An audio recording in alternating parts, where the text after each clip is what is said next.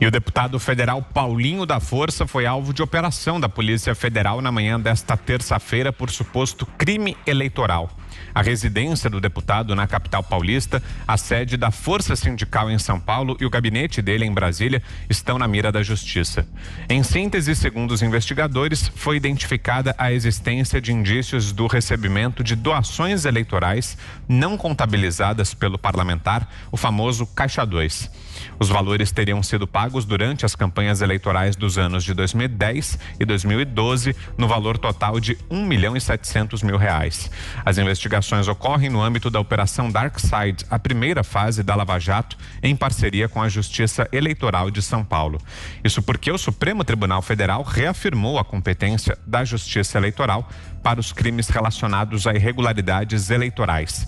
De acordo com o Ministério Público Eleitoral, os pagamentos irregulares a Paulinho ocorreram por meio de simulação de prestação de serviços advocatícios e também com o pagamento de valores em espécie através de operadores financeiros, os doleiros, contratados pelos investigados. Zé Maria.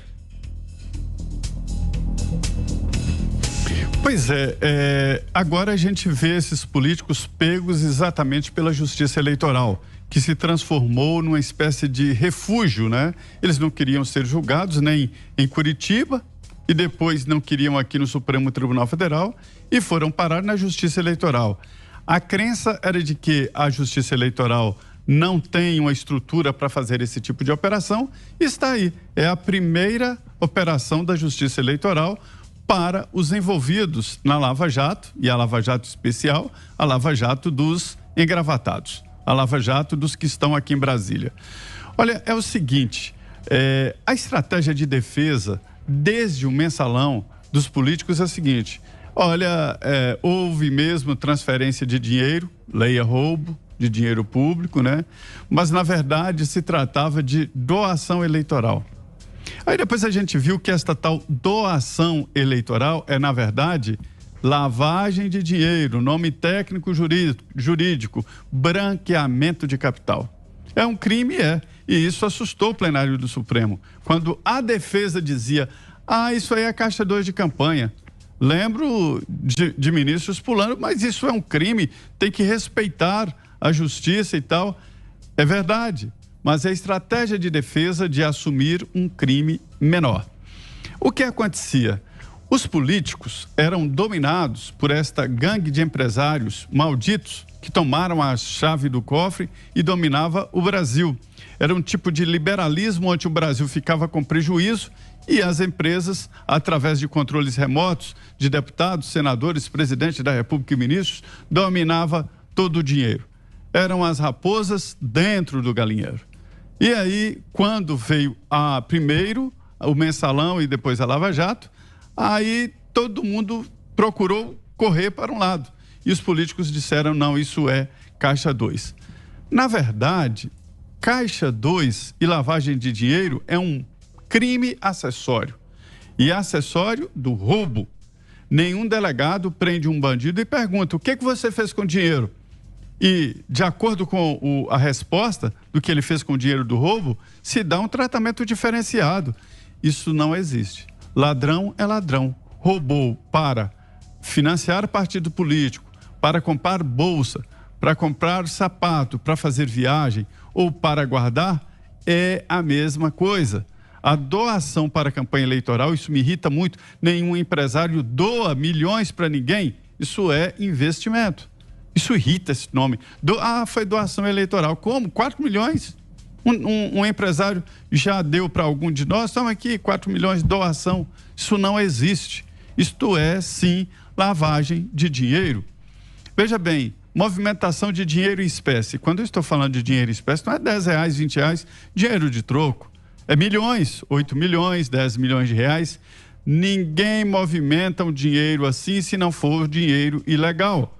Se você ver alguém pagando alguma coisa acima de, vamos dizer, de 5 mil reais, 6 mil reais, 10 mil reais, em dinheiro vivo, pode saber que o dinheiro é roubado, é de crime organizado, de drogas. Ninguém anda com 10 mil reais, gente. O dinheiro já está em extinção. Me lembro que há tempos atrás eu vi um projeto na Câmara extinguindo dinheiro em papel, eu acho que esse deputado está doido. Hoje eu vejo com a maior naturalidade. Dinheiro em papel vai acabar, já devia ter acabado. E a pandemia vai mostrar que o dinheiro em papel está para ser extinto. Ou seja, quem movimenta 4 milhões de reais em dinheiro vivo é dinheiro roubado. Não faz nenhum sentido. Com o sistema bancário, você pegar 10 milhões e levar para alguém. Outra coisa, serviço não prestado. Ou de banca de advogado, que é uma espécie de semideus que não precisa explicar o dinheiro que recebe, pode até receber o dinheiro em espécie, né?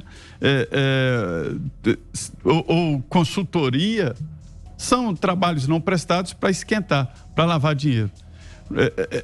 Tudo isso está muito claro. A novidade nesse caso aí do Paulinho é que o seguinte, esse refúgio da justiça eleitoral já não é mais tão seguro igual os políticos imaginavam. Ou seja, a situação, o cerco está fechando, a situação ficando complicada, mesmo para os que tentaram fugir para a justiça eleitoral. É lavagem de dinheiro e todo dinheiro lavado tem origem ilegal. Diga, Fiuza. Realmente a justiça eleitoral, né, tá mostrando, essa era uma das teses, né, das muitas teses que a Operação Lava Jato tinha acabado, ia acabar, estava acabando, era isso, que vai fugir para a justiça eleitoral e aí ninguém mais vai ser punido. Então tá aí o caso do Paulinho da Força, em andamento, né, a investigação.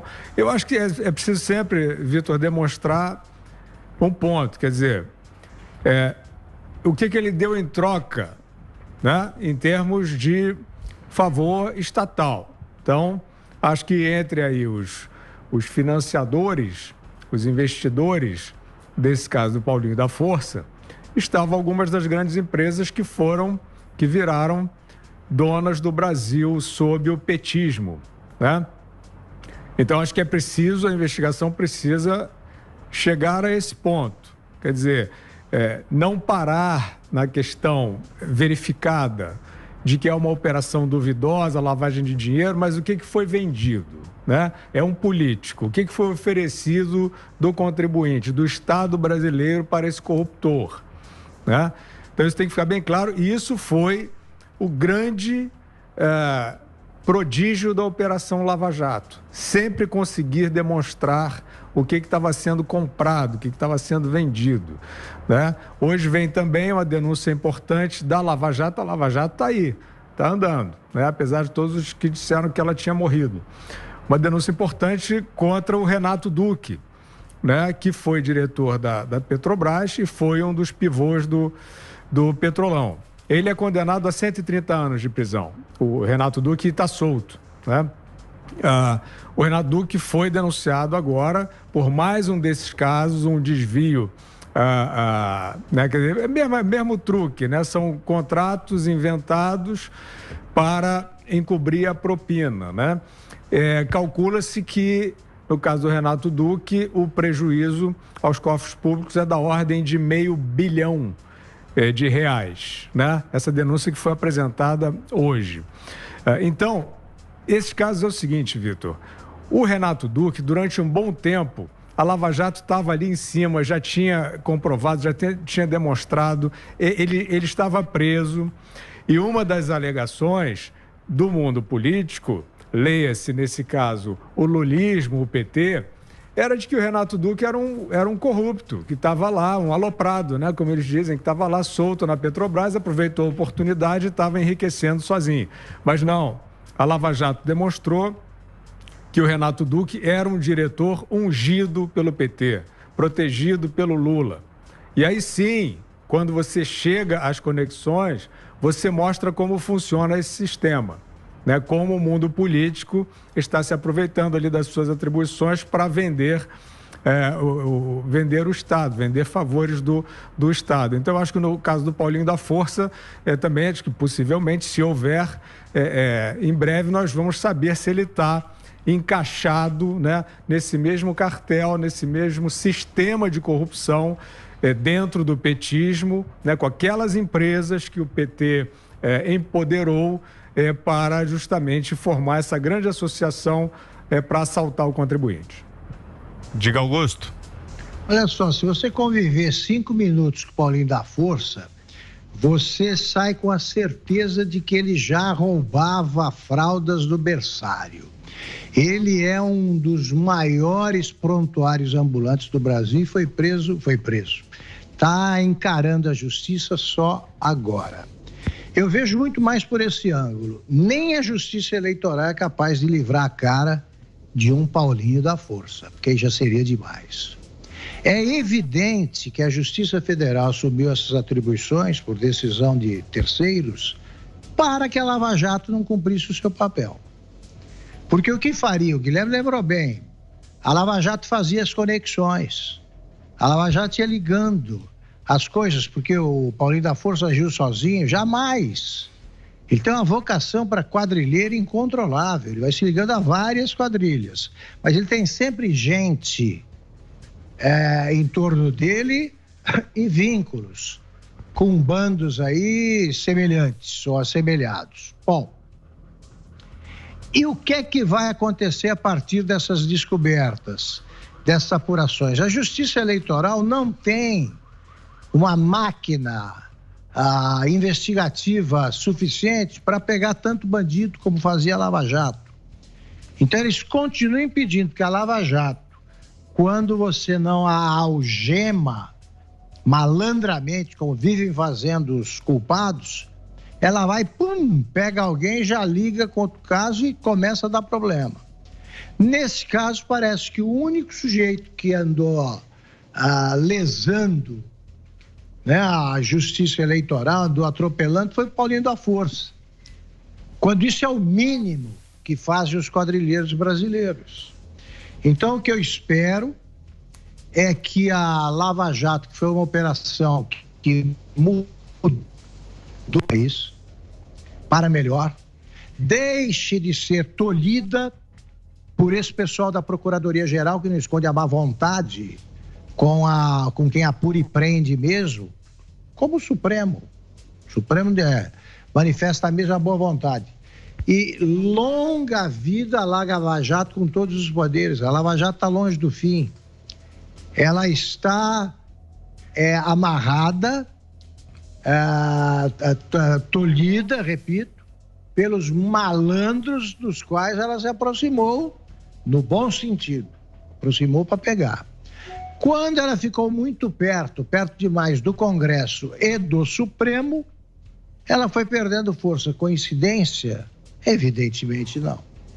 Evidentemente não. Eu fico vendo aí o caso Toffoli.